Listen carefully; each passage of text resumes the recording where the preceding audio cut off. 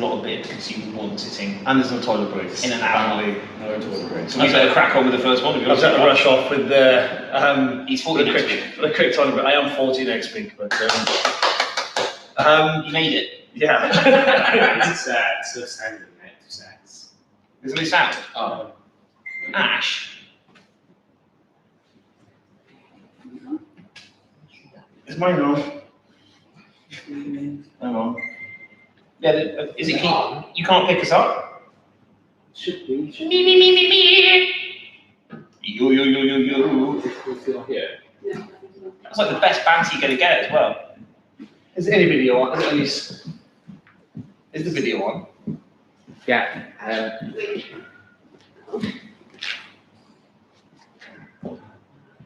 Check my camera. Yes. Do you hear us but you can't hear Gaz? Do you hear me now? Is that better? Okay. Yeah.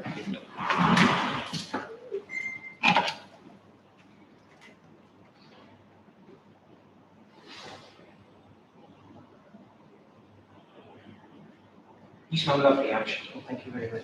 Shame that we can hear that. I think they said that we can hear you now, if you guys want to talk. Oh, Everyone hear us now? They can hear us now. Yeah. You do smell lovely. He does smell lovely, doesn't he? He's a lovely Are man. we good to go? Awesome. Sorry about that, guys. Technical difficulties. Ashley sorted them more than Ash. Congratulations. You wouldn't be tasting without him. That's true. Welcome, guys, to the Mega Mix 9th birthday tasting. I'm not sure why it's called a Mega Mix. Why is it a Mega Mix? Because we drunk by the end of it. That's true. Yep. I've said that to you before. And there's no toilet breaks allowed in between. No. And you are 40 next week. I am 40 next week. Or are we the Mega Mix? We the Mega Mix. Yeah, we're the Mega Mix. We're the Mega Three of us. There's the three of us. Yeah. But yes, I am 40 next week. Congratulations. Mm. What are you going to do with it? Not going to the pub. be in lockdown. Yeah. And not go to the pub. Bring the pub to my home. Bring pub to your home. That's what we're going to do. That's good. No, we're not going to do it. No, we're not doing it. We'll do a virtual one. Yeah. So welcome, guys. For anyone that didn't join last night, you should have. You can watch it back on the YouTube channel anyway. But yeah, we're going to jump on these. What we'll do, we'll just jump straight to the first beer, I think. Straight out, I think. And what is the first beer? I think we're going with dark cherry cream soda. Dark cherry cream So soda. there's stack of beers down here now. There she is. Now I look like a geriatric trying to find the remote. It's actually freezing cold here inside at the moment. We've got no heating on. Studio. Look, I remember being promised yesterday we had heating on, and we liked it.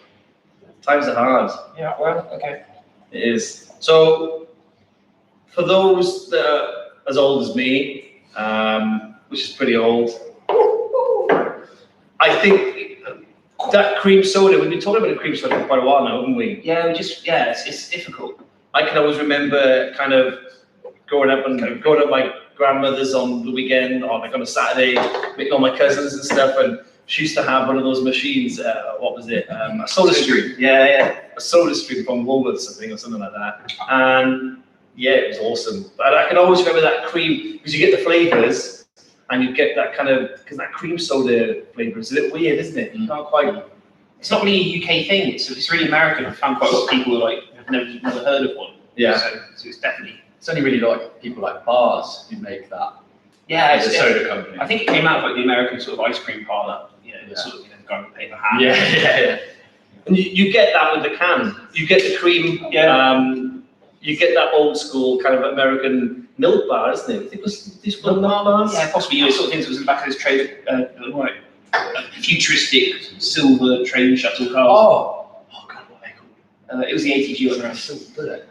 The silver bullet. Yeah. No, you think about what kills werewolves again. I mean, you get it on the nose. Oh, the beer. You get that slight creaminess, but you get massive cherry as well, don't you? You get that kind of cherry drop. It reminds me of those cherry drops, what they call cherry drops. Yeah. Classic ones. Yeah. So I've actually used a different type of cherry to this one. So normally, like with cherry bomb and stuff, we've done several times. Yeah. And it's definitely coming back soon. We've also used a really sweet where it's matcha cherry. Yeah. Yeah. So trying to look at that was quite interesting. Yeah. We had to play with that differently, didn't we? We needed to have a bigger volume of that sort of cherry. Yeah, we just to learned get how that flavour. That's why the colour's not as vibrant. but Yeah. it works for that sort of cream soda thing. Yeah. And the other thing was this was just, it's the closest thing to not a beer we've ever made. Yeah. That's saying something. It really does remind me of a cherry soda. Yeah. It's like, I think I calculated when I put like an internal sort of message out in our internal channels talking about the beers and what we've done to all the staff. I think we calculated it, like, was it about 16 cherries per can? Yeah, something like that. Something like that.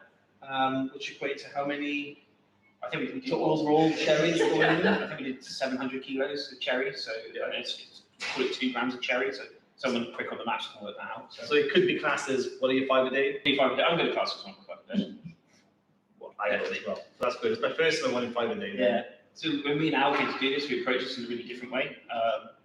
Because that cream soda is really difficult to get, it's quite a delicate flavour, it's not over-enchanting. A lot of the way we normally make a beer would sort of overpower that with sort of beery flavour. So the idea was to make the blandest base we could, and then start building cream elements into it, the lactose, the woven profile, we're doing things, obviously cream, cherry, whatever going into it, and then getting that cream soda out, and that sort of splits the carb is really crucial. Yeah, so when we added the cherries, at what point did we add the cherries in this instance? Was it at the boil, or was it kind of towards the end of fermentation, or? So in this one, it was at the end of fermentation, and it was quite a fast fermentation for this one. Reason being was because we used an enzyme called AMG, so aminoglucosidase, and that basically dried the beer right out so that we could get that kind of real spritzy, dry soda kind of mouthfeel and body to it. Yeah, really short, Again, really short time as well, just to make sure you're not getting any sort of negative reactions. We only boiled for about half an hour just to kill down any enzymatic activity that was there. So just to keep that sort of that watery sort of feel to it. So the gravity of the beer is much lower than our kind of standard pale ale type beer. It's half what the club is. Just about half. Yeah, So it's absolutely insane. And then the body that's in there is from the lactose and dextrose and put into it to give you that sort of sweetness that's in there. Which kind of leads it to kind of like being like that soft drink-esque. Even though it is a beer, it does have alcohol in it, and it's brewed as a beer. With malt and with some hop, I can't remember, there might be, because there's definitely some hop in there. Tiny, very low just a amount. bit bitter, I think. Yeah, very, very low amount. And that was sort of, it sort of leads us on to sort of quite a nice, opens up a few doors for us going forward, I think. I love the colour on it. It's a fantastic colour, isn't it? Yeah. Which is picked up from those cherries, which is, obviously it's a sweet cherry we used. Yeah, using sweet cherries, I was saying, we used it to tail end of ferment, because, there's no wild yeast in there, there's nothing that's giving you that sort of sour, creaky sort of feel to it. So it's all pre-prepared, it's been sterilised, it's been cooked, so it's, I love it. it's I think good. it's great, isn't it? It hits its brief. It's easily drinkable, isn't it? I mean, for a fruity drink, and it does remind me of that kind of, that cream. You don't get it so much anymore, do you? The cream soda cans, or they kind of die to death a little bit, didn't they? But yeah, awesome, love it. So yeah, it's probably closer to a seltzer than anything else. It's, It is definitely. What's the difference between a seltzer and a beer? well, technically seltzers are made without malt bases, so they're made with just extract sugars, glucose, and then they're fermented to make hard seltzers that are cropping up. And we like them, we've tried them, there's definitely something in there, but we wanted to try and do one with beer, so why not? That was the design brief we sort of handed out, and sort of think we got there just about. Yeah, I've tried a few of those seltzers, and I think, to be honest, I've been a little bit disappointed in the ones that I've tried in the supermarkets. I think if this was to go in a seltzer, like an all malt seltzer. Yeah. Blow it out with water, I think. Yeah, It really would. Yeah, it's a bit more textured. Mm. Yeah, I love it, and going back to the texture again, I love the creaminess. It works amazing. It's absolutely amazing, that creaminess. So Not beer. the question is, would we do a seltzer? I don't want to say never. I'm into it. You're into I'm into it. Yeah, I think it's pretty cool. If we are, we'll do one better than anyone else. Yeah, and I think like this would be like an all malt sort of seltzer, so it's not like an alcoholic carbonated kind of water based thing. And I think something like this would kind of lend itself really well to that. Yeah, I think we can play around with it a lot. We've got a lot of tools in our back pocket to sort of give you something interesting, give the consumer out there something different that they want. Yeah. I think we could do that. I think there's so much more craft in the way that we're doing it, like this. Yeah. This kind of method. As you say, there's so much we can play with. Yeah. Whereas just using water and concentrates is just not the same as what we can achieve with this. Quite a simple kit still. Still single infusion tons. It's we're not over processing anything. It's still very organic, really. Yeah, it'd be interesting to do. Yeah. Let's give it a go. Definitely happy with it. So a hard seltzer might be on the cards. Might be on the cards, might not. We'll see what Have to wait and see, I think. What is your favorite fruit to use when you're making beer? Favorite fruit to use while making Apart from cherry, apart from obviously. cherry. Um, Go on now. well, I've got two. I'll narrow it down though. I think my favorite in terms of flavor, definitely raspberry. I just love raspberries. I think they're amazing. Carries on, man. But in terms of versatility, blackcurrant, definitely. We use it a lot in our fruited beers just to get that colour through. Yeah. Not always just for flavour, but it carries so much colour for the weight that we put in. So yeah, I really like blackcurrant. That's good. Yeah, Gary. I like raspberry. I think it kind of goes really well with the beer. But probably my favorite would be passion fruit. Yeah. Nice. Kind of I lot. love passion Yeah, that's fruit. cool. I love it how tart it is and kind of unique. Yeah, I'd say passion fruit. Passion fruit. Yeah. That It is NFC we used last time was amazing. Yeah, that was good. The chocolate fruit delicious. That was really, really good. I'm going to say pineapple because I don't think we've ever really got it like perfect.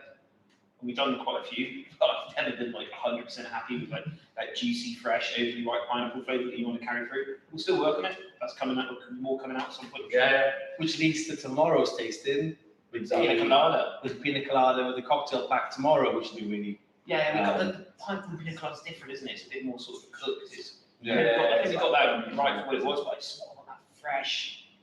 First thing in the morning, you're on holiday, fresh pineapple flavour. yeah We just not got it right yet. excited for that one. But obviously, fruit isn't just for flavor.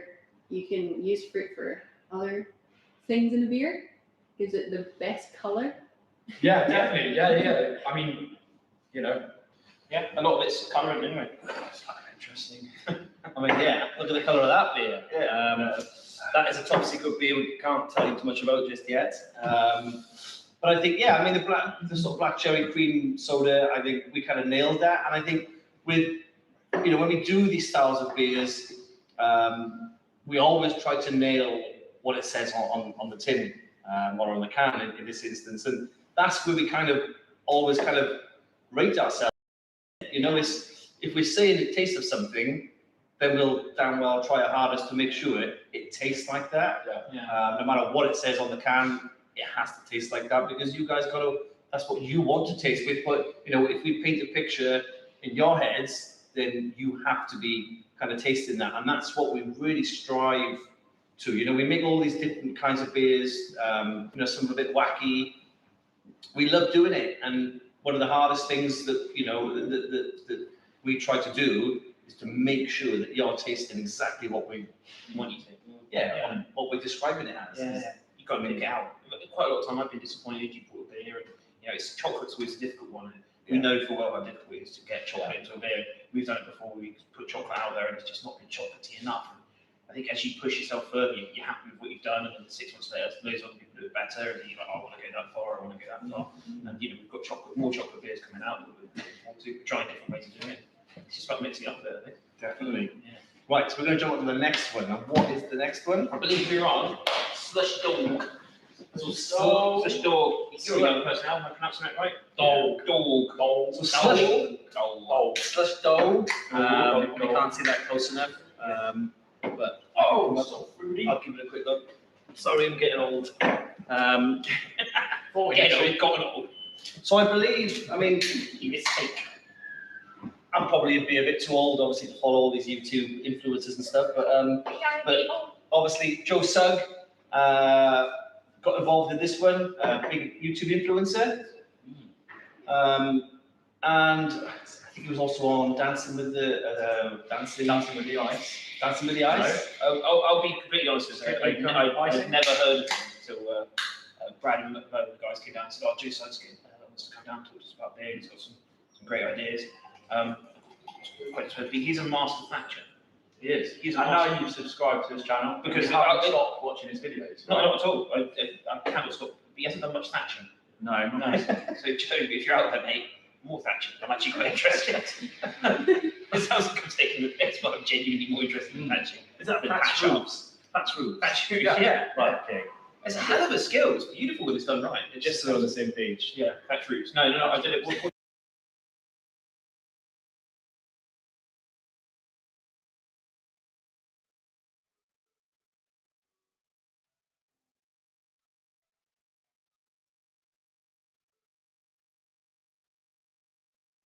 quite a talented artist. He quite liked our sort of brand and the way we kind of do all our kind of artwork.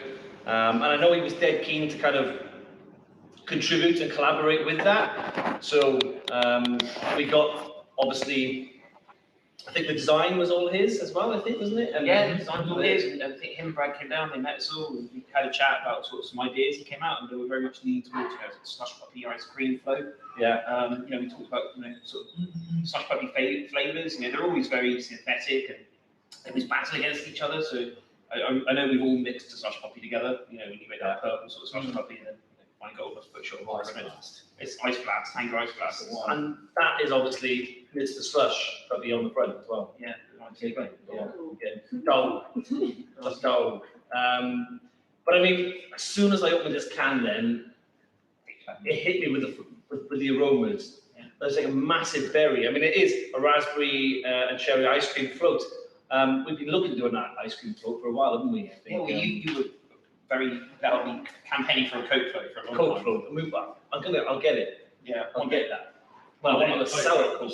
sour Coke float. Sour Coke. Yeah. That would be interesting if we could do that. And Mm. you know, it was. I think we've got there with the ice cream. That's the first time I've tried that, I think, since we've done it, and it's pretty good. Do you know what blew me away with this? And I'm going to say it. The aroma on this is probably the best aroma I've smelled on all our beers. Yeah. But for a fruity style beer, and I'm not just saying it because I'm not saying it because it's tonight and we're talking now, but when it first came in and we were smelling it, I was just like, whoa, that is like kind of next level. Yeah. Explain. It's all in the fruit, baby. It's all in the fruit. And, you know, just like I was saying earlier, again, this one had a bit of blackcurrant in there just to elevate that colour, bring that sort of depth to it that you do sort of, expect in a Tango ice blast. You and I and Shane started talking about it, and the other cherry that you used, the sour cherry, you know, it brought a level of tartness to it that perhaps wouldn't work well with an ice cream. And it become very powerful. So, you know, that sweet cherry that we used again in the dark cherry cream, that dark sweet cherry that we found, we started using that. And that allowed to sit in there with a cherry flavour, but allow that raspberry to really talk. Yeah. Cherry is just it's a heavyweight. You know, it really will just I think the other key thing with this was you're using really, really acidic fruits. Yeah. The last thing we wanted this to be was sour. So it was really trying to balance that colour and that fruit flavour and aroma with that sourness so that it doesn't come across as sour. You still got that sweetness in there to round it off, which is perfect. I think we really nailed it. It's got a nice zip to it as well, without being too tart or sour, isn't it? Yeah. You don't want it, and it comes through. It's only small, but it just really complements it. The difference with this than the first one, because obviously people might say, oh, you got cherry in the first beer. Yeah. I think it's really kind of important what we said in the first one, and how the body was stripped out of it, because we used the AMG. Yeah. This one feels so much more fuller, doesn't it, than the first one? Yeah. chewier. That goes all the way back to the grist, doesn't it? Really, Yeah. is in this, have naked oats in there, you had some flaked oats in there too, to And really bring that body out of there, bring some of those dextrins in. And we get dextrins in there as well, you know, just sort of give you that sort of chewy sort of feel to it. Because if you've gone the other way, like we did with dark cherry cream, it seemed thin and too spritzy. You really want this to be feel like an ice cream. And do you know what? Again, I think we kind of nailed it. We've done what it says on the tin. Again, We're very back's happy tonight, I think. we are. Yeah, but I think really, at the end of the day, a lot of credit has to go to Joe. This one for us. He brewed it. He brewed it. You brew it, yeah. He brewed it. Is there anything you can't put his hand to? That's my question. I just don't know why he doesn't Very still talented. batch. Like, if you actually, like, Joe- I can see, if I ever see someone batch this under, I will sit and watch it for hours. It's phenomenal. Would you thatch if you could make beer like this? I mean, thatching is infinitely harder than making beer. I just drink beer like this. Yeah, I think I'd be happier as a thatcher. You can dance. You can dance, you can Nice. sing, you can do almost anything. So honestly, I think it's a great beer, and it's again, it's a different style of beer. You couldn't put this one. I mean, it is very fruity. I don't think you class it as a seltzer because it does taste more like a beer. Yeah. It has that body, doesn't it, behind it? It's a lot more chewy, it's a lot more textured. It's close to something we Much over it goes kind of thing. or yeah, that it sour goes area, taste. and that was, was talked about, we were talking about this, and trying to get that ice cream thing we've done before, but yeah, no, I mean, hats off, it's a great concept, and For glad we got the chance to do it, to be honest with you. For 4.5% as well. I mean, it's real full of body, isn't it? Yeah. It's a thick, like you said, it's a thick, chewy beer. It's got that, with the lactose in it as well. The raspberry and the cherry. Was the cherry a sour cherry or was it? No, it's a sweet cherry. Do you remember the sweet cherry? Same cherry that's in the dark, but as Alan said, we use blackcurrant and raspberry. Cherry's quite heavy, so it overpowers a lot of things. So we use the sort of lighter, sweeter cherry that's in the dark cherry, and then sort of use that as the base. So the blackcurrant's going to give it a bit of colour. I was just so surprised with the aroma. I was just like, Yeah, it blew me away. it smells like a slush puppy. It does. Yeah, But but it's not that artificial, chemically. exactly, and that's what kind of really threw me. And I was just like, whoa. I mean, the colour on it is awesome as well.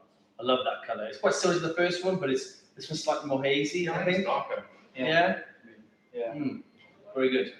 Any questions? Would you try it as a actual slush puppy? Oh my god. Love to. That'd be amazing. Right, we tried this. We did try this, and it We turns out tried- you just freeze beer. We tried to make slush puppies out of kind of like fruit-based beers. It's 18 months ago. What was this that we did shakedown? I mean, because it's got that hop level in there, Yeah. it's so bitter, and you just end up freezing it. They were the biggest letdowns, I think. I've tried. Quite a little bit. It's the biggest letdown you can put in your mouth. Yeah. Yeah. Okay. But it was. I mean, it kind of, you expected it to be really sweet, like a real slush puppy, because it tasted like that in beer. Yeah. But it didn't taste like it when we froze it. No. It became really bitter and Really dry. bitter. I think there's some much more experienced brewing scientists out there that will tell me that what happens when a beer water freezes and keep looking like that compound is very low. So no. So no. Don't Don't do it, don't try it. Don't make slush puppies out of beer. Yeah, no, do it. Yeah, Really? Yeah. I think there's different beers. I'd like to try this. They might be different, yeah. No. Huh? You want to do what? Next question.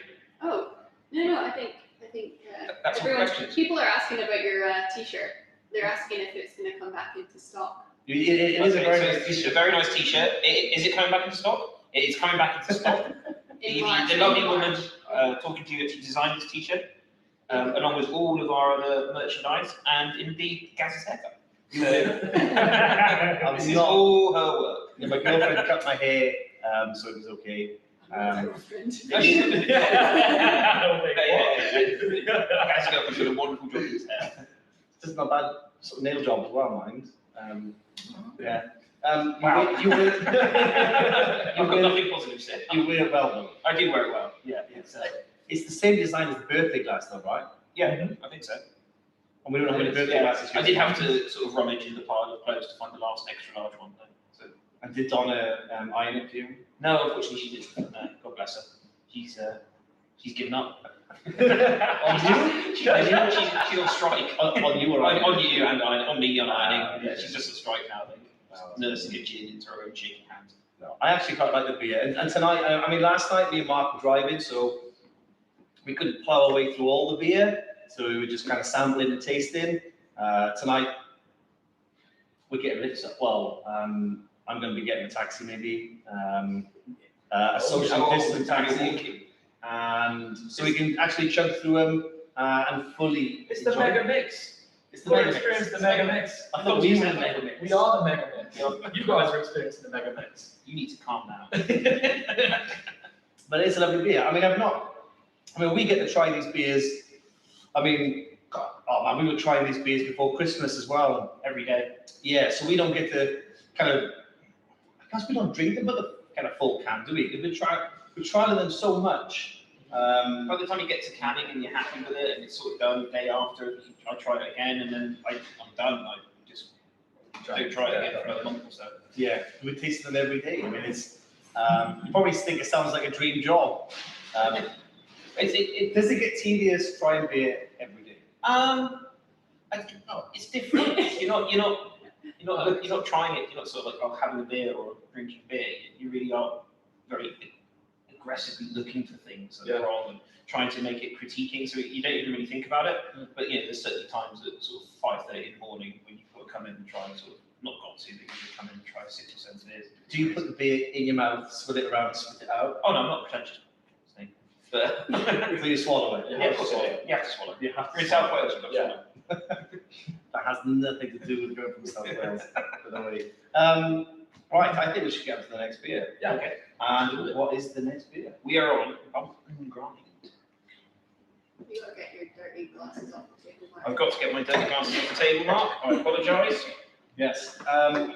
Bump and Grind, which was our sort of new take on a lager.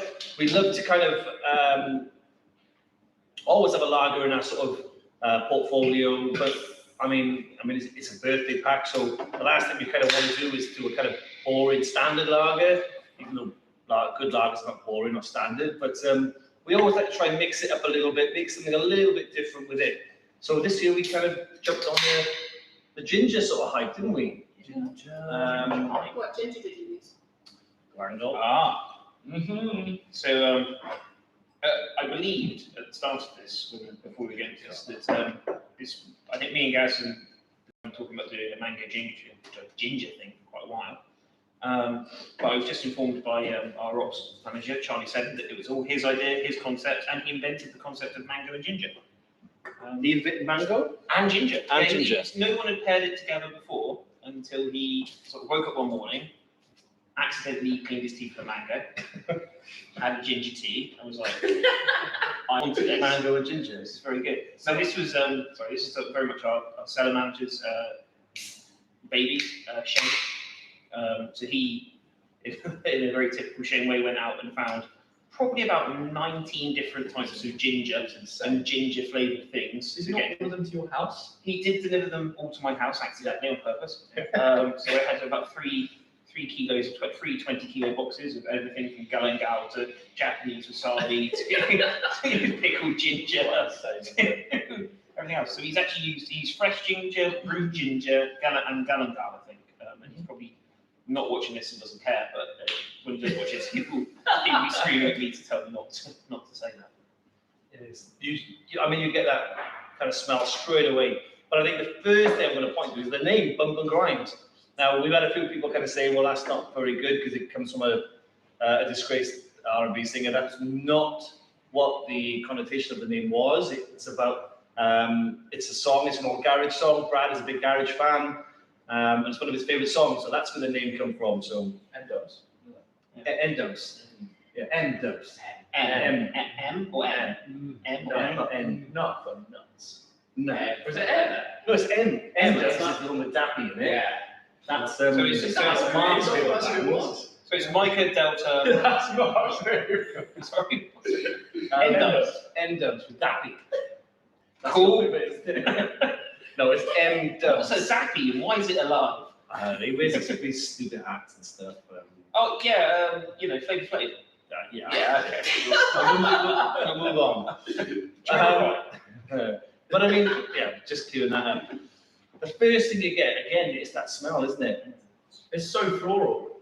It's so floral. You're right. That ginger is not just like that hard, like ginger beer kind of ginger. It's really floral and it blends so nicely with that mango. That sweet mango. It's really nice. I love it.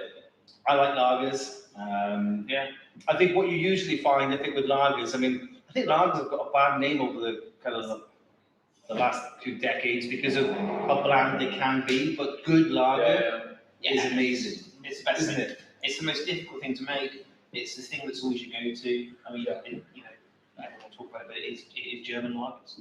Yeah. Whether it's Hefeweizen from Munich, it's just amazing.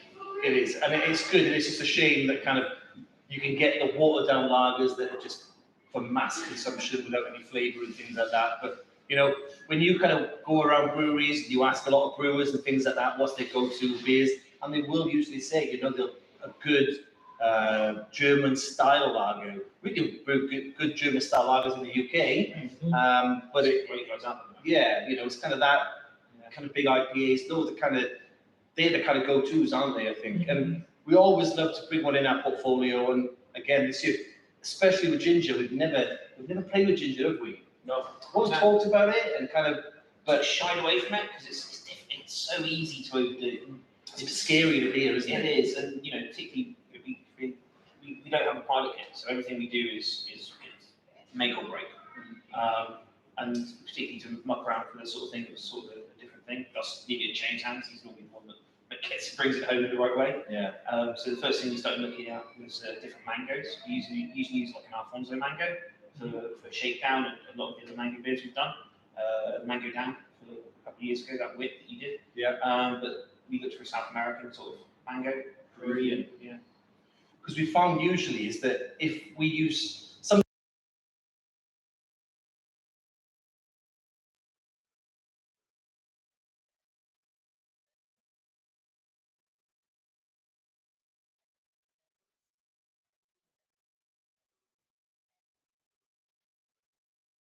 ginger was kind of backing it up. But again, I can remember because we'd never used ginger before, I can remember we were talking about the recipes, we were kind of saying, where should we add it? Should we put it in the boil? If it's in the boil, then probably if you do it too much, then you've kind of overcooked it, you can't get rid of it, the flavour, if it's too strong.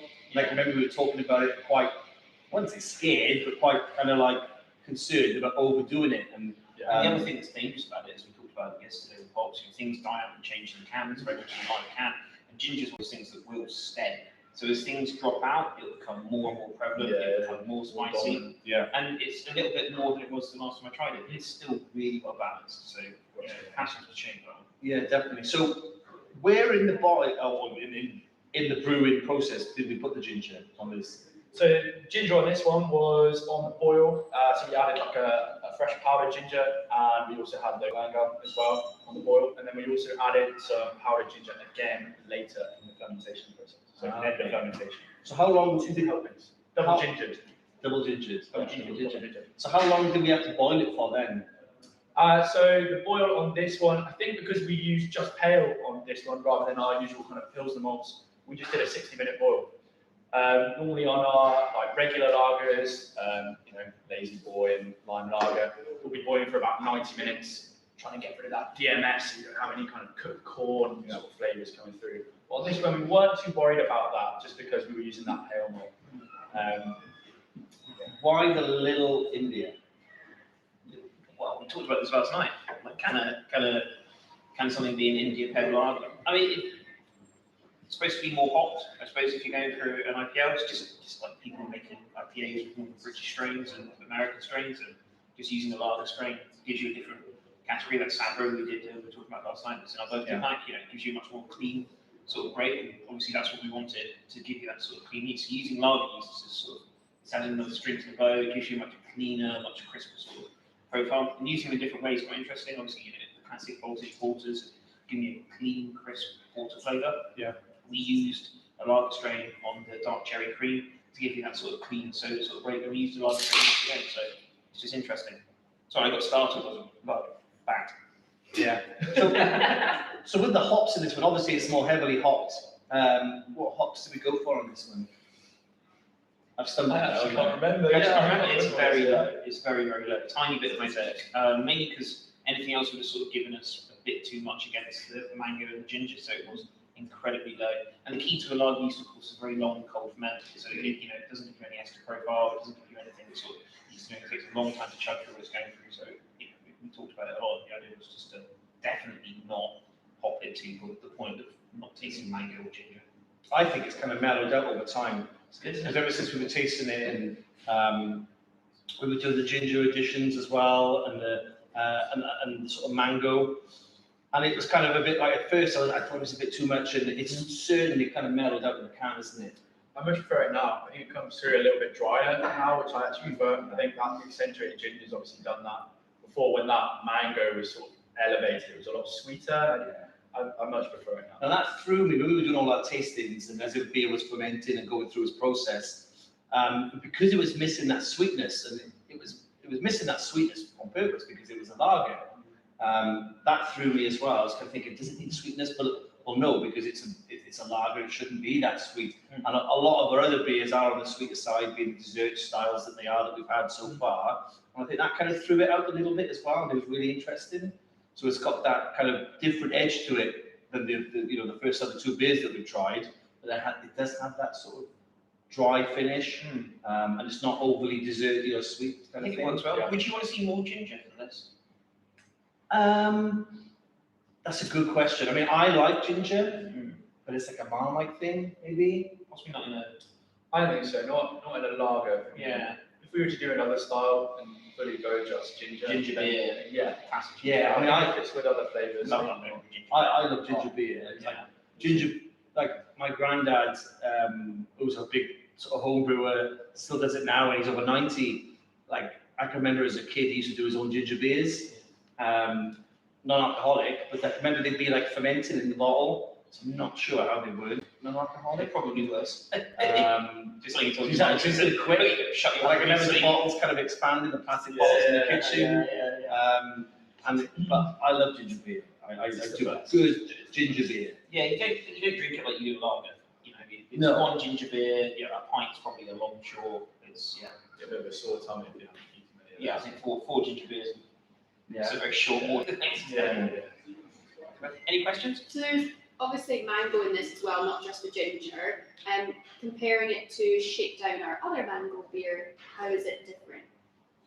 So, well, as Al talked about, How is it different from Things like Shakedown shakedown. mangoes? Things like shakedown. So we went for a different mango, as I was talking about, we went for Alfonso, we use Alfonso mango normally, so this time we used a South American mango, Peruvian mango, and it's got a much more sort of juicy, ripe sort of texture, whereas Alfonso sort of Yeah. And less bitter as well. much less Interesting what bitter, you much less said. bitter. It might be something that we look to bring into shakedown. Yeah, yeah, Yeah. As it goes a lot sweeter, you know, it's probably works a little bit better for where that beer is now, but it's just opening up on the sort of, so I think Alfonso sort of subcontinental India, I think, as a mango, it's a bit harsher, a bit more acerbic, so yeah, I think that's where that is. It's great. I mean, this is why we love doing these special beers. It means we get to try out all of these new and Yeah. exotic ingredients that we haven't necessarily tried in some of our cores. And then from that, they either make it into our cores or they don't. It's just really fun to experiment with these flavors. You get to ask yourself questions, you know, like, I can be now looking at it and saying, okay, so what mango do we use? We don't want to do the same mango, what different mango do you do? And within 5 minutes of search, you sort of discover there's 300 different types of mango just in South America. And we unfortunately opened a horrible door of complicated life just to try and find the right mango for the job. But it's good because you can even pick out those bits like Al was saying, you know, we can make these new beers and bring them into cores, but also you learn so much from making new beers, don't we? Even though if you're not recreating the wheel and everything is new in the beer, you know, like Mark was saying about these different mangoes, even the ginger. I mean, Shane researched loads of ginger, didn't he? Yeah, it was great. Galangal and That was things so like that. much ginger. That was awesome. Yeah, I think for like 2 weeks solid, every morning I'd come in and try 8 bits of different ginger. And I really don't like ginger. You don't? It's not my thing. I like it. I do like it. And I get it as a seasoning and it's nice in some things, but Like like in just curry. eating ginger. Oh, yeah. Good I hate fish that. curry with some ginger. No, Yeah. for me that's like finding a whole cardamom pod by accident. Yeah. Yeah. ginger and chili, maybe. Ginger and chili together. Would you try that in a ginger in a different style of beer? Do you think it would work in another style? Like people have asked if it would work in a sour beer or if it would work in a spicy ginger Definitely work beer. on sour. Definitely work on sour. I would like to do a Jamaican ginger cake. Yeah, yeah, That would be pretty Our friends cool. at Siren, yeah, done something similar, which is amazing. Put it in a dark beer. I think in a Pretty dark big. beer. I love Jamaican cake, things like that. I love those raisin flavors that you Oh, can really recreate in there. so good. Yeah, you could do that. Yeah. But do you have to do it in winter? I don't think you have to do it in winter now, do you? No, I probably think not. I you mean, can you could do a Jamaican take on Barra Breeze or something. That'd be a bit of fun. We have done a Barra Brief. I've done a Barra Breeze, It was, yeah. it was a few years ago, and I can remember we didn't have enough tea bags, and we had to send somebody out to go and get like 1,000 tea bags and industrial sized bags. We did it in collaboration with like Otley Brewery, who are no longer with us, they're gone. But and a few of the Welsh breweries, Tenby, Brecon. It was actually we did it on cask as well. Wow.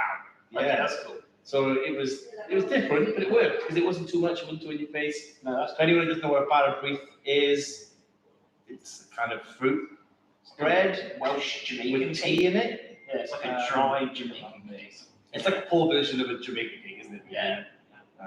But it's nice anyway. It's a bit like fruit cake, but a bit different. Well, I'd say it's better because I'm Welsh. So fair. Are we going to win a rugby tomorrow? Always. So, any more questions on this one? People just love the, ooh, there's one, gingerbread stay puffed. Gingerbread. Yeah. We have talked about that. pretty much every time we talk about a winter stay crop variant, so it's definitely not off the table. Yeah, I think stay crop, particularly the marshmallow thing, might go against it, but yeah, I definitely never say never. We could kind of blend that, couldn't we, to kind of bring the, because I think when we do the variations of stay puffs, we do have to tweak Oh yeah, those kind of marshmallow kind of flavors. Yeah. We have to bring them back a little bit sometimes because gingerbread and white icing, white stay puffed. Yeah. A reverse, a reverse porter. Oh, that's so good. Do you think you just have to use one of your other ginger types? Yeah, Can possibly you something a bit more. name any of the other gingers? Can I name any of the other gingers? No, they'd all get jealous. No, I don't know. I don't remember any of the Spice Girls, sorry. Right. What we on next? On to the next one. That's the next one. I believe we are now stepping up the game, back in the IPAs, guys, for Cosmic Smurfing. So Cosmic Surfing. I did actually name this beer wrong when I was doing the internal kind of Slack channels. I think I called it Cosmic Smurfing. It'd be. Yeah, I mean, we love IPAs, we love NEIPAs. And I can remember when I'll come up to show you. Struggling to get up there. He's 40 next I am nearly 40. leave him alone. That So back's if anyone taking a wants to lot of send any gifts in or whatever, just mark them for my name and yeah, happy days. I can remember tasting this all the way through and I love this beer. And I mean, it's a Citra and Simcoe oat milk New England IPA. I call this kind of the old school beer of the whole birthday pack. Would you say that? Yeah, I think it's not the most simple, but it's certainly the most sort of viable. It's more likely to come into core than anything else. It's more likely to take off than anything else. It's certainly more stripped down with a lot. It's not the first time we've done an oat milk, but we had last summer. I think that's how you pronounce it. It's certainly how I've been pronouncing it for the last 6 months. As an oat milk, as a double oat DIPA or NEIPA, I can't remember which one it was. It's all the same thing really. So we decided to take that into sort of like a small, more accessible version. Yeah. Remember us talking about it quite a lot, and then I think this is probably one of our most hopped beers. It was actually sort of slightly offensive the amount of hops we put into this. All at once or in different No, stages? we did a two-stage dry hop for this one, so it is a DDH. It doesn't, we don't really call out these things. Take your hopping regime because it's the same thing no matter which way you do it. So yeah, we used a two-stage for this one, and yeah, it was a lot of Citra and a lot of Simcoe. Yeah. And because we wanted that to carry over, we've got that huge body in the oats, and it's really pale. And as we were talking about last night, just the amount of hop carryover we want to do. So when we were canning this was very bitter, and it's taken a long time to die down, and it's hitting its stride just now. It's perfect. I love the colour. I was get it. about to say that. You get that colour, don't you? I mean, the first thing to me is the colour. I'm just like, yeah. I like these sorts of kind of, because there is a lot of sort of solids left in it, you get that bounce back with the light. Because there is the see-through, it gives it that sort of that sheen, doesn't it? Like it's got its own light source. Yeah. And I mean, when we obviously make our IPAs and things, and we do try and be as best we can, don't we? And this is kind of what they look like, and we kind of, I mean, it's just, I love the colour. It's awesome. Yeah, it's mega. I mean, I'm super happy with this beer. It holds up really well against its big brother, which was what's called and being cool as well. Very similar hopping regime in that one. Yeah, very similar hopping regime. Citra and Simcoe. Take the oats out. Yeah. I mean, Citra, Simcoe, they're old school daddies, aren't they? They are kind of like those. OGs. Yeah, they're still up there, and I mean, they've had a long time being up in this. I'd probably say top three. They Top are. three hops. Yeah, I mean, I think Citra's, it's rapidly becoming the most grown hop in America. Obviously, SARS globally is the most grown hop, but Citra's one of the biggest yielding. I remember having a quiz with someone over Christmas, and it came up, that was one of the questions, both of us went SARS, and they were like, no, Citra. Okay. But yeah, there's a reason they're there. They're very hard to mess with. They give you everything. You can do absolutely everything with them. They change an awful lot. You use them in careful different ways. You can get everything from papaya, from Citra, right to hard sort of bits of lemongrass. And it's got a huge versatile range. it feels sometimes that you need to keep searching for hops, but that's one of the best you'll ever get, so why not? Exactly, and I think that's why we like using them, is because they are such good hops. I think Simcoe, to me, I think Simcoe's changed a little over the years, but it's still up there. It's got better in the last few years. Yeah. Certain stuff that we've been able to have access to. I know it's dropped off the plateau a little bit, and then you've come back into it. I think maybe Simcoe's got better, or maybe the design to have that sort of, you know, almost English mango difficult thing that citrus sort of has, that sort of dangling sort of edge. I think that's really fun as well about brewing, you know, when you're handling these raw ingredients and you're so involved with them, you get to see how they change, you know, even batch to batch, what we get delivered into us, you notice a difference between those. And sometimes we'll get a batch of Simcoe in or a batch of Citra in, and we'll be like, oh my God, guys, this is amazing, this particular batch, we have to do something special with it.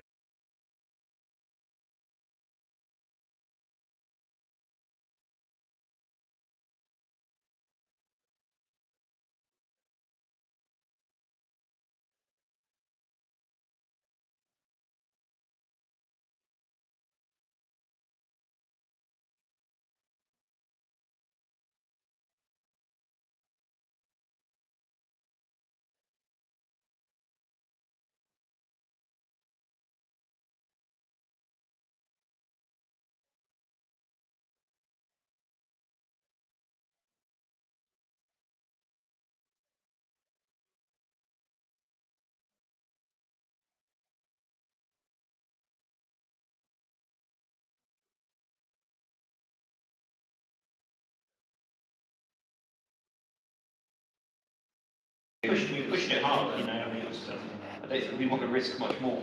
So when we start using a hell of a lot more oats, what kind of happens, and what are the dangers to the beer that we can get during the process sort of stages? I mean, one of the main ones is we really risk having a really slow runoff. One of the things about oats is that they have a really, really soluble beta-glucan content in them. So this is like, this is like the oats that you get in your porridge, same thing? Sometimes it is. It depends. Oats come in many different forms. One of our favourites is flaked torrefied oats, which we use quite heavily. We really, really love the flaked oats, and that's really similar to the stuff you get in your porridge. You know, earlier we were talking about slush dog. One of the things we had in that dog was naked oats. And again, we've used malted oats in the past, so there's many different kinds we use. I think in this one it was mainly just the flaked variety.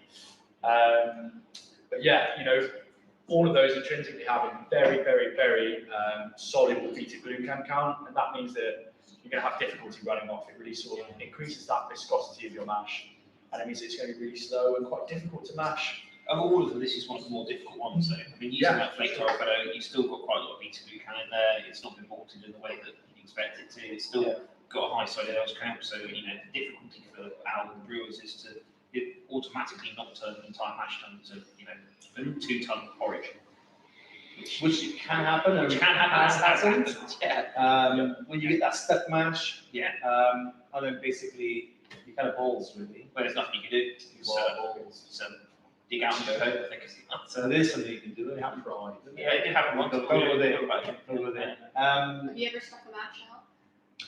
Have you stuck I've a got mash? close. I've got close. You'll tell me you've never stuck a mash. Got close. I know he has. I know I have. I've never stuck a mash. Getting stuck the mash. No, you must, in your entire brewing life, you must have stuck a mash. Too good. Too good. Too good. I can remember one of the first times, you know, when we first started brewing, we weren't brewing these massive beers. You know, like, I mean, brewing's changed massively. We started 9 years ago, hence the 9th birthday, and we weren't brewing number 9. We were 6. What? Wow. We're learning a lot about you. We were brewing massive beers, kind of, I think 7.4% when we first started. That was the Ethiopian beer, but we weren't brewing like the beers now, like the sort of oat contents. We would never go that high as we do now. So I think, you know, we brewed a couple of beers that were kind of borderline, quite difficult in the mash, and I think it was a beer called, what was it? It was a He-Man reference, Power of Grayskull. The Power of Grayskull. Brilliant name. Amazing. You have to shout it. Surely you've got to Powder tell Grey it. Skull. And I think it was a black IPA. And I can remember, I think Gethin, he's still with us now. And I think we were a brewer short, and he came in the morning. Oh, bless him. And we got him to fill in for the brewer. And yeah, I think that on the morning. That's the best thing about getting though. You turn his hand back. Yeah, I think we came in, he was almost in tears, like, but they were all in there with their kind of mash paddles and shovels trying to unstick the mash because it was too thick. And yeah, that was our first ever time when we had a problem with the stuck mash. Oh, okay. So yeah. Yeah. But we weren't using the kind of adjuncts that we do now. You know, these massive amounts of oats, other sort of adjuncts that we put The in. best thing about this is, it's a special. We don't do it as an everyday sort of thing. If you do it every day, you're more likely to see it. It becomes format, it becomes comfortable. Familiarity breeds contempt. You Yeah. sort of, you'll treat it like it's something that you're in control of, and sometimes, and it will just, a couple of minutes, too fast, too slow, too hot, too cold. You'll end up doing it because it's special. It's very rare for us to sort of, because there's a lot of attention paid at that point. I think if it was something every day, then you'd probably see a few more. Is Skeletor the most evilest person you know? One of them. One of them. I've not personally met him, but from a friend of a friend, their friend told me that Skeletor. he's pretty evil. Yeah. I think he's misunderstood. I think Evil Lynn has sort of affected him. We've seen that Nate has had a bad relationship. Yeah, fair enough. I think he's just gone that way. Give a brother a break. He's fallen into a chance, I mean, he's got a whole hard goth thing going on, It was a great beer. It was a good beer. I'm sure it was a black IPA. I think it was like about 10%. I'm pretty sure. I'd love This to is where we're see going to go downstairs, look at it, and it's a white IPA at 2 2.8. Power Break. Massive. But I'd love to get a black IPA back. It was, Yes, please. They don't kind of get around much anymore, do they? Can I just point out that our cameraman's now putting a heater on for himself? No, No. he's putting it onto the GoPro. It's a cooler for the GoPro. That's a cool little GoPro. Is this technical difficulties? Yeah. Do we have any questions for the? So someone says they don't normally like Simcoe beers with Simcoe, but for this one it's worked. So why do you think that's happened for them? I mean, maybe the lactose, maybe the way that the lactose Yeah, is lactose is quite flavour-wise, it kind of stops it being so damp. You've got more of a sweetness off the back of it, makes it more sort of gummy. I kind of find. It's not, it is Simcoe, but it's of the two citrus, the more heavy one. Yeah. And I mean, it will overpower Simcoe. I mean, it will overpower pretty much anything. I think that blending as well. Like we talked about it yesterday with the IPAs. The blending of hops kind of Complement each other. they do, but when it's not. I don't like these sort of beers where they get like the 6 hop, 7 hop, 8 hop. But I think you can kind of get some really good combinations, can't you? Yeah. And they do complement each other sometimes, I think. And, And that's part of, again, it's part of Al's art form, it's part of what brewers are doing. They're just having to getting their hands on the ingredients and thinking about what that batch is going to do, what that batch is going to do, what will go well with it. And you can smell, they'll probably smell, 100, 150 different batches of Citra in the course of a year. And some will go really well with Simcoe, some will go really well with Motueka, some will go really well with Cascade. It's all about layering that flavour and having the confidence to sort of enjoy the artistry of the dark art brewing. yeah. It is. I can always remember Simcoe when it first came to the forefront. It's probably one of the Brewdog Punk IPAs. I think it was very heavily Simcoe, wasn't it? Simcoe Nelson. Yeah. Yeah, possibly not when it first came out. Yeah. I think it's changed over the years as well. I think it has. I mean, you've got to understand is that, craft beer has kind of really exploded over the last kind of 5-6 years. And the demand for hops has become so much higher. So, the farmers have to plant more, there's different farms, they might deviate on the flavors slightly. And then they just, honestly, just a change of climate, a bad week with wind, kept an entire Citra batch, and nothing, no fault of the hop, no fault of the grower, no fault of anyone else. People go away from Citra. People start looking for something else. It's quite a hardy plant, which is why it works really well. But I think that's craft as well, isn't it? What we do is craft, and we're using ingredients that can change every year. And I mean, that's the hard part. We're using raw ingredients, we're not using kind of oils made from hops and things like that, like the bigger guys do. then the bigger guys that do it, as you said earlier, it's really difficult to sort of look at those good quality lagers that there's nowhere to hide. Yeah. And there are German brewers out there that have been craft brewing for 200, 300 years. And they've consistently had a beer that tastes exactly the same no matter where you have it. based on ingredients that change your milk. That's really where it's at. So I think it's a good solid beer for our birthday pack, isn't it? It's got that nice milkiness. It's a solid beer. I think this is. You can tell this is on draft. You can tell we've enjoyed this because I think we talked about it for like half an hour now. Yeah. The real question is, what is the most hip hop? What is the most hip hop? What are the most What is the coolest hop? No, it says they've asked what is the most hip hop. Yeah. Oh, What's the hip- most hip oh, hop? hip Is it hop. like Yeah. cool I with think, hop? I think Strata's getting a lot of noise at the moment. Sabro, Talus is gonna be very cool. Yeah. I think you'll kind of find you'll get food breweries, kind of hip breweries, hip hop breweries that will kind of throw a few new ones in, and I think a lot of the crowd will follow them. Not necessarily they've got the best newest hops, No, but there's a lot of guys that are just 100% hop forward. It's all about hops. It's all about quality regime. It's all about just churning new interesting hops and keeping a small core. And that's what they do is phenomenal.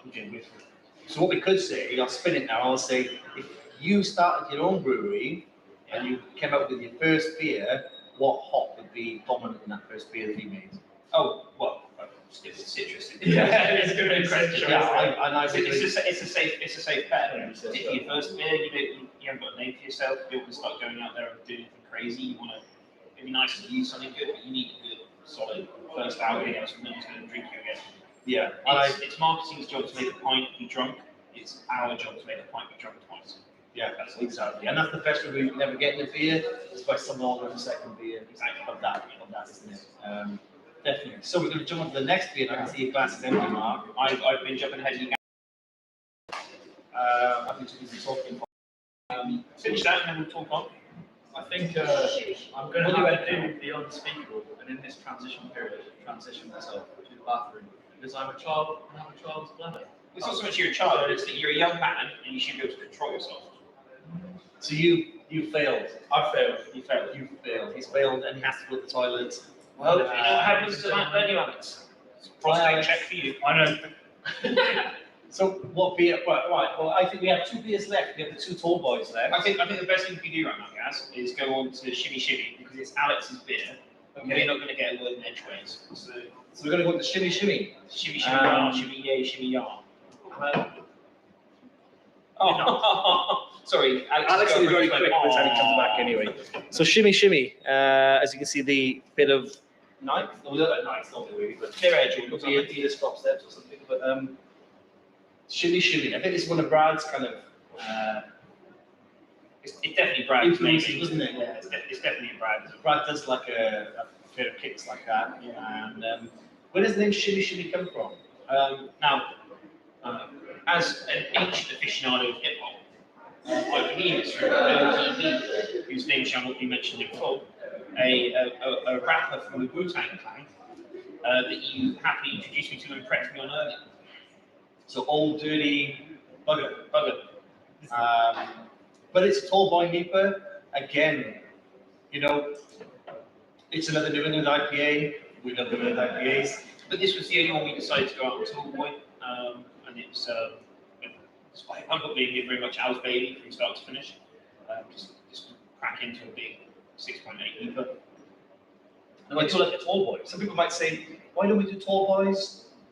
Usually, a tall boy being a tall can, 440 ml. So I mean, there's a lot of guys that's the standard format, 440s, 500s, but for us, I don't think it doesn't work for our beers. Normally, particularly our core, I think 330 is better for us. We're much more sort of churnable. It's a background. We like to do specials. We like to do crazy beers, but in what we do day to day, it doesn't sit. I got that smell straight away. Open that can and it hits you straight away. I think that's like, I always like the smell of the can as well. But you open it straight away, hits you. It's that headspace. It's the space on the top of the can. Everything sort of that's fragile, everything that's oily based, everything that's hot based just comes into the top of the can. So we've not dived too much into the beer, Al. We've not dived too much into the beer, Al, but we've explained that you have nothing to do with this beer. That's fair enough. Apologies for that, ladies and gentlemen.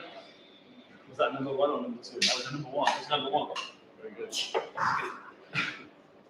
Thank God you turned your microphone off. Oh, look at that. Well, Al, it's your moment of glory. Go. What are you saying now? I would tell you what I thought about it, but it says insert tasting notes here, so. Oh, really? You don't really know what to. Do you know why that is? Because you didn't finish your project on time. Get the tasting notes. That is a trick. So you can taste. You put your own tasting notes in, right? Yeah. Or Al didn't finish his project on time, and when you get the can for it, it's jeez. Yeah, I mean, for me, it's all about the colour. I absolutely love the colour on this. Some of you guys might notice at home that it drops bright when you pour it. You actually have quite a clear beer. Why is that? Well, interestingly, we have played with a lot of cryo in this beer, which is something we don't tend to do. So cryo is basically like a hop that has been treated in such a way that you have just the lupulin gland, so the main components which have all of the oils and all of those aroma compounds concentrated in there. And so it's a really, really, really fine powder. It's a little bit different from the regular sort of T90 pellets that we use in a lot of our beers. And because we use such a high proportion of that in the dry hop, we ended up with far less of that staying in situ, and it means that we've got a beer that's actually a lot clearer than you'd expect from a normal kind of NEIPA style. So What's the benefit of cryo in the way that we used it? So in terms of this, you get a far brighter flavour. It's really different from that kind of dank, juicy sort of flavour that we get, akin to what we've just had in that Cosmic Surfer. We get a really dank kind of flavour through from that. In this, it's far brighter, like a more citrus kind of character comes through.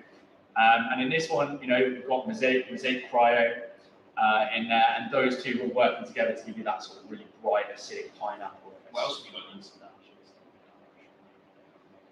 You would say that because you Even would say that's really right. He's right though, it looks like liquid gold. It's so fine to taste.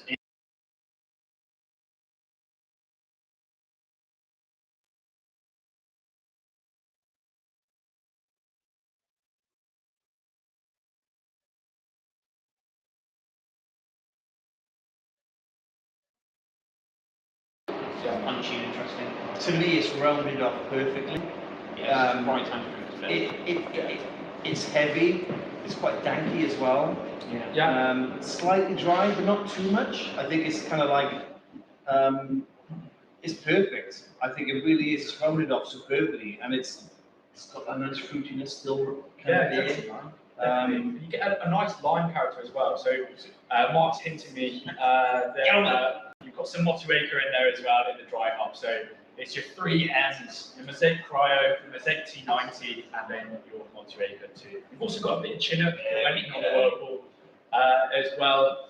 But yeah, those 3 M's are really the heavy hitters in there, and it's so good. That lime and that kind of pineapple is just such a nice combo. Yeah. No, it's really, really good. It's really bright. And now you use Easter in this that we used before. Windsor, it doesn't ferment onto dry, so it's a great sort of NEIPA base. And normally it stays very heavily in suspension. And again with cryo, we've again managed to drop it bright, which is weird, so that's something we can look into. But the flavours there, the characters there, and the best bit about it is it's actually not overly yeasty. There's a lot of beers we try out there that sort of get off the 6.2 into the 8% mark. It's so heavily yeast. Totally, it's really bright, and it's less bitter for it. My favourite probably NEIPA IPA that we've done in the birthday pack. For the sake of my insanity, can you think of something negative to say, Greg? Because he's been for days now. Yeah, my ego's grown. No, not really, because I think it ticks kind of all the boxes. Really, it's got kind of it's not kind of like a one-trick pony. It's like not a hop that's unique and different. Like the Sabro I talked about yesterday. It's really coconutty and stuff, and that was so unique. That was awesome to me. I think this is kind of everything that you want in a NEIPA. It's not too sweet. It's got a nice little bite to it. It's got that nice fruitiness there. It's not too grassy. It's got that great blend of using something like it's got all the sort of thing in there. There's slightly there just in the end, almost a black pepper that's just really at the very end of it. And it's bright. It's fun. You'd go in and buy kind of like to be American, you go and buy a 6-pack of it. It's going to be solid. I don't think Americans can drink a 6-pack. 4-pack? 4-pack. Maybe. It's pretty strong. It's pretty strong. It's good. I think that's what's so dangerous about it. It's very drinkable and it is actually very. And it's 440 ml. Really good. Absolutely. And I think that's the cryo again. I always get sherbet from cryo. Might just be me. It's very bright. It's very And it's leaving a bit of a dry. It's interesting because obviously we started with the sweet beers, we're finishing kind of now doing a few IPAs. I get that kind of like my tongue's a little bit dry. Yeah. It's kind of like It's not certainly. really, it's normally quite chewy. And the best bit about it is I don't get like a lingering bitterness in my mouth. It's God damn it! I didn't want to sing your praises for an hour. But I do think it has bitterness. I think it's more bitter than It a is lot bitter. of the beers we've done, which I think again because it's actually finished quite sweet in terms of the fermentation profile, but it doesn't taste sweet, and I think that's to do with the balance from that bitterness. It isn't that cryo, that bitterness, but I think the other thing you get, particularly when you drink a lot of NEIPAs, is hard acids that come from hops. They stay in your tongue, you lock in there, they're like chilies. You taste it for a long, long time. You wake up in the morning, it's still there. It's very much locked in your tongue, and I'm not getting that sort of. It is bitter, but I'm not getting a lingering, dry bitterness. So when we brewed this, can you remember the date we brewed this? Was this 2020 December or was this 2021? I believe this was 2020, and I believe this was the week after Christmas. I think it's the first week after Christmas, and we did that brief little interview, I think like 6 brews at that point. So this was kind of Last beer, one of the last beers we did in 2020. just before Christmas. Just after Christmas. In that between Christmas and New Year, we did like 6 brews, and this one.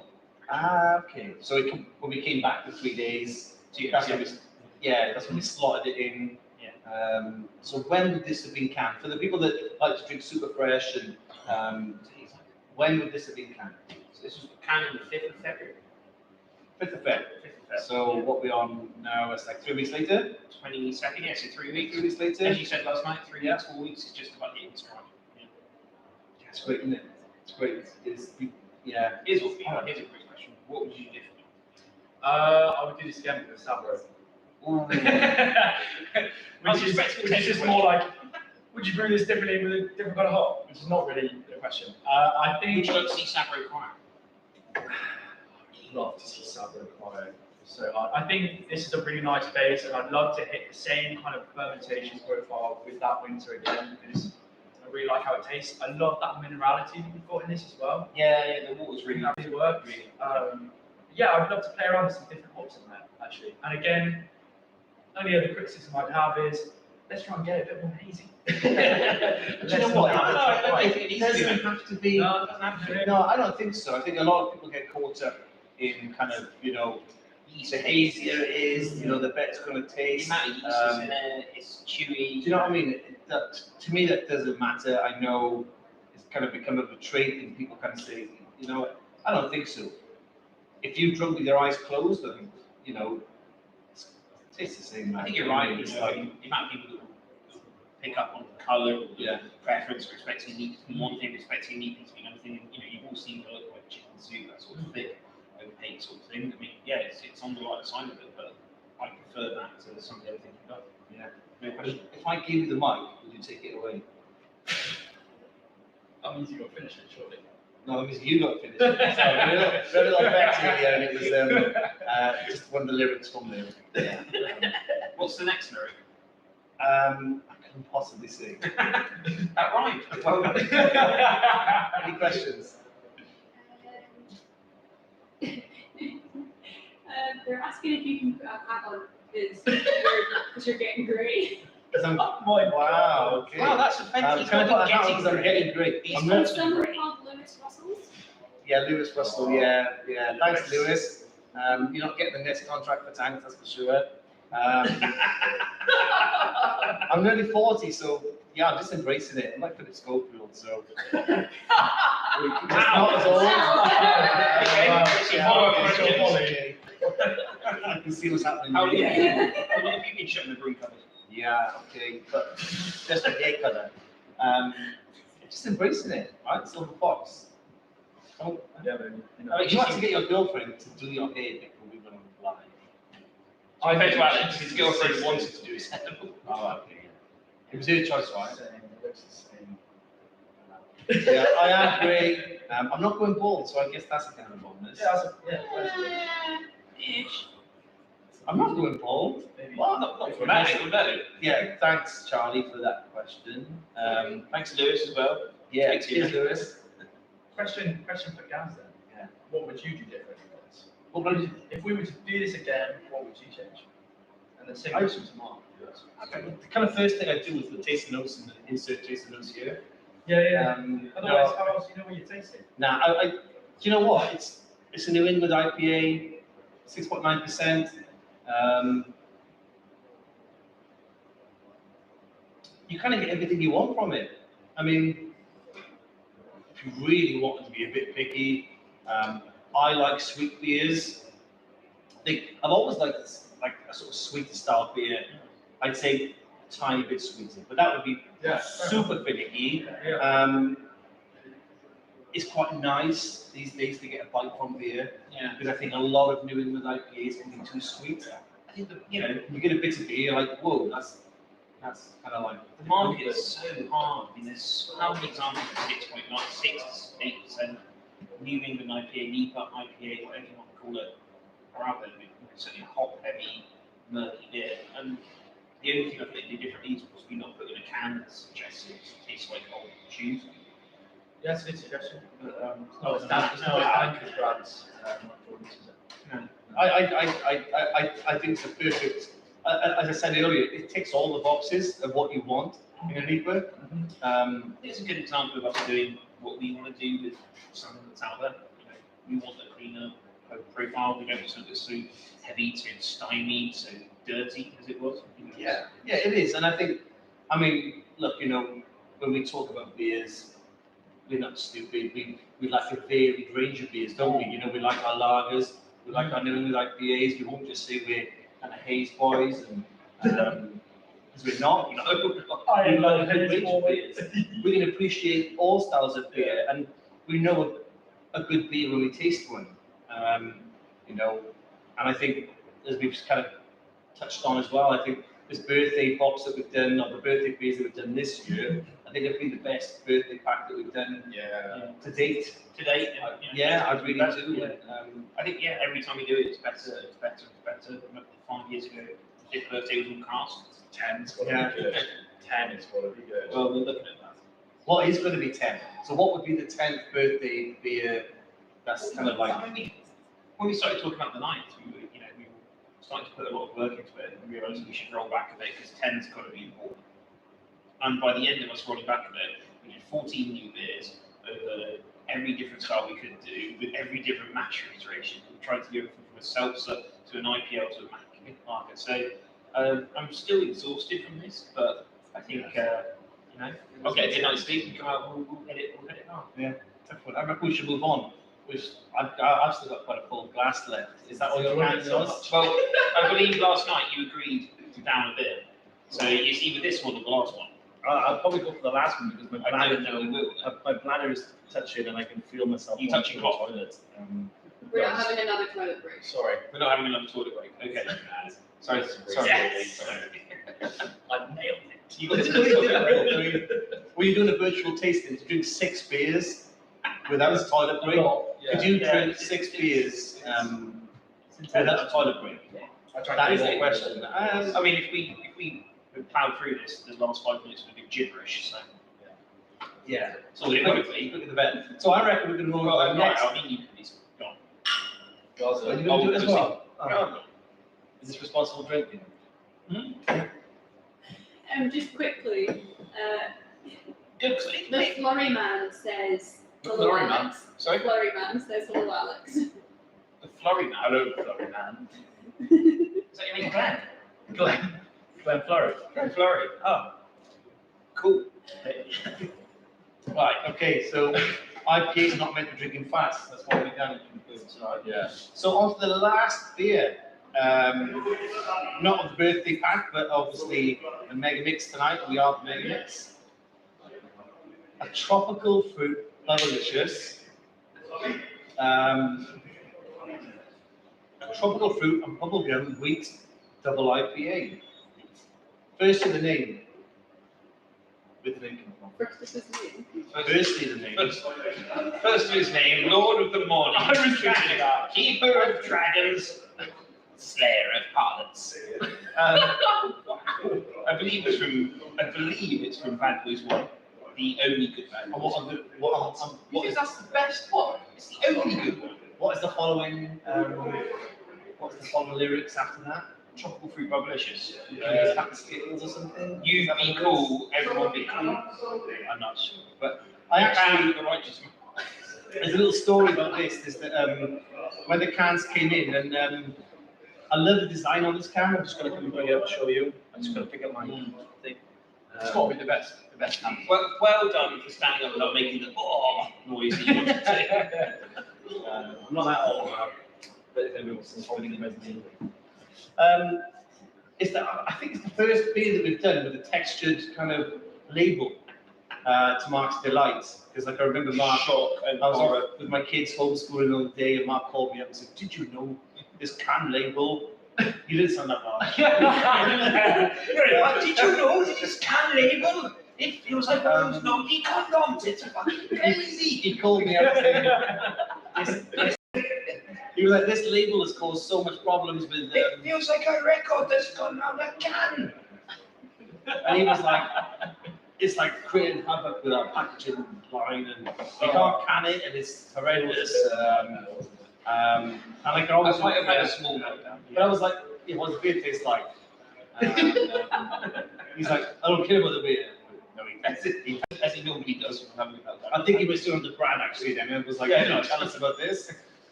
I don't think Brad did actually, but Yeah, but Brad's adamant he did, and I'm adamant I forgot.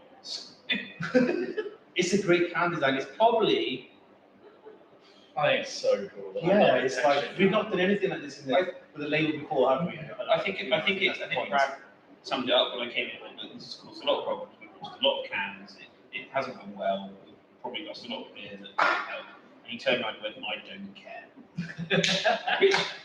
And I agree with him. It looks phenomenal. It feels phenomenal. It stands out. It's absolutely awesome. I'm going to guarantee that we'll do this again. So at least we'll get the opportunity to figure out how to change absolutely everything to get it working. So our packaging guys won't want to be doing it again. I think that's the. No. But if there's nothing I enjoy more, it's slightly upsetting Paul, who's our packaging leader, and this is going to do that. So If he's watching it, yeah, I'd agree. We'll do it. he won't be, but his wife is because she fancies you. So.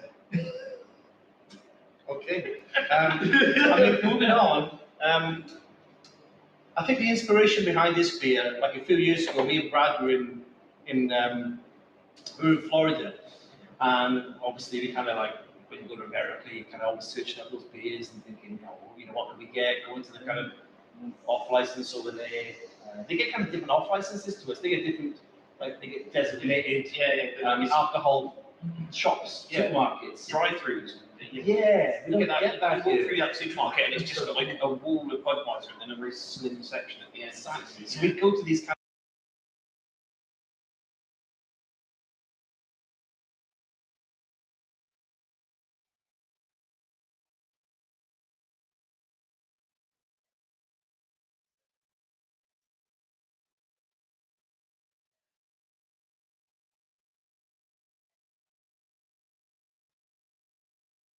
wheat double IPA thing, and a lot of people can get confused with German style wheat beers.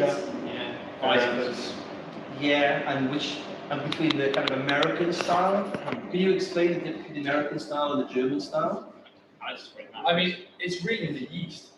It's really in the yeast because obviously it's a wheat beer. They both will have a high concentration of yeast wheat in there. So around 40%, 50% is really kind of where you're at for a wheat beer. But the main difference is that yeast. So Germans will use kind of Hefeweizen yeast, or something that's more tolerant of ABV if they're going for a higher ABV kind of Weizen. And that's got a really sort of clovey, sort of Super spicy, gravy, super bubblegummy. Here that sort of element. It's really, really assertive in its flavour. Whereas, when you're talking about an American wheat, it's actually quite a neutral yeast. Often they'll use something like an SO5, a USO5. Just a straightforward American.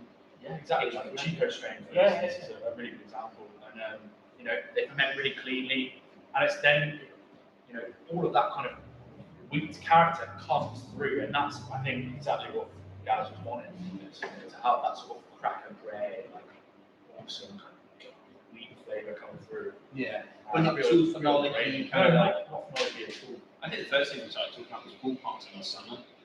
That passion fruit sort of almost, and you and I were talking about at the time, biscuits, that sort of chewy sort of thing. And I think at this point, we've stepped this up, we've got the bubble gum in there. Yeah, I think it's kind of it's the end of the story. the biggest surprise on this beer. I mean, you smell it, you get that bubble gum, you get that fruitiness. Yeah. Again, you're getting what you say on the tin, isn't it? It's that. Yeah, it couldn't be anything less than this.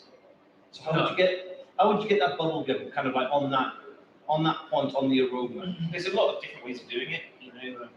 Bubblegum esters are a huge thing, and you can particularly pick out sort of some old school craft beer. I can't remember me now actually looked at what ester it was, but that was 5 beers ago. God, I'll remember in a minute. It's certainly I'll shout it. acetate, fluoride. It was fluoride. It's fluoride based. Anyway, you can get that in there. I mean, we've obviously had to step that up into another notch. The best thing is last night we were talking about HPC prototype hops. This has HPC 692 that was in there. One of the warehouse guys, Ben, he's been with us for years, super into beer. Me and him worked a lot on this. There's a really good chance for him to sort of get his ideas involved. He's so into beer that he really wanted to talk about it and start looking at sort of wheat sort of things. It was him that sort of came up with that HPC 692. I want to use that. I want to use it for that bubblegummy sort of thing. It's a really good idea. And kudos to him. He's absolutely nailed the sort of base on that. And then we started adding bits into there. Starting with fruits in, starting with chocolates in. A lot of that's a very high ferment, which gives you that sort of almost tart feeling at the end. Yeah. And it is dank. It is rich. In comparison to the other ones that we're trying before, especially the Shimmy Shimmy. It's a similar water profile, but it's got a very, very high concentration of pine alcohols. So, Very. How much you busted for a toilet? busting for a toilet. Yeah. Well, I'd probably pay about 20 to 30p. I've got a few questions. I'm really sorry. Come on. I feel so good right now. Continue the questions, Charlie. What is the nerdiest thing that someone at Tenor Rebels said? And who said it? I think we probably covered about 20 of the little bits. The nerdiest thing someone has ever said. I think it's actually probably come from upstairs rather than downstairs. Oh, come on, Scott. Probably. What's the nerdiest thing I've ever said, Alex?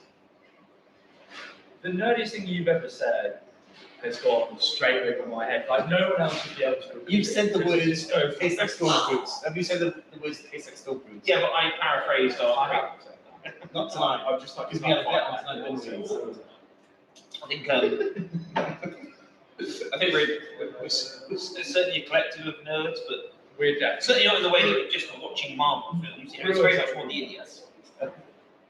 We were meant to get a cake that was going to be the same color as Bubblicious. You were meant to get a cake that was the same colour. You did get a cake. Yeah, we got popcorn. Yeah. Colin We got Caterpillar. Colin Caterpillar. What's the yard? 10?